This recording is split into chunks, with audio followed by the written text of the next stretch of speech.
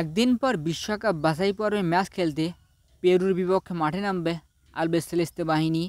কিন্তু এই ম্যাচের আগে ইনজুরিতে অনেক কজন খেলোয়াড়, বিশেষ করে ডিফেন্স লাইনের প্রাণভোমরা ক্রিস্টিয়ানো রোমেরো এবং নাহুয়েল মোলিনা, এই দুজন ইনজুরির কারণে বাদ পড়েছে এবং তাদেরকে ছাড়াই মাঠে নামতে হবে আর্জেন্টিনাকে। তো এখন প্রশ্ন হচ্ছে, সামনের ম্যাচটিতে আর্জেন্টিনার লাইন আপ কেমন হবে? আজকের ভিডিওতে সেই সম্পর্কে আলোচনা করব। তো শুরু করা যাক। গোলকিপার পজিশনে এমিলিয়ানো মার্তিনেজ থাকবে। ডিফেন্ডার পজিশনে রাইট ব্যাগে নাহুয়েল মোলিনার পরবর্তীতে গঞ্জালো মন্টিয়েল এবং লেফট ব্যাগে তাগলিয়াফিকো। সেন্টার ব্যাক পজিশনে দেখা যাবে ফাকুন্দো মেদিনা, নিকোলাস ওতামেন্দিকে এবং মিডফিল্ডার পজিশনে Rodrigo de Paul, Enzo Fernandez, Alexis Mac Allister.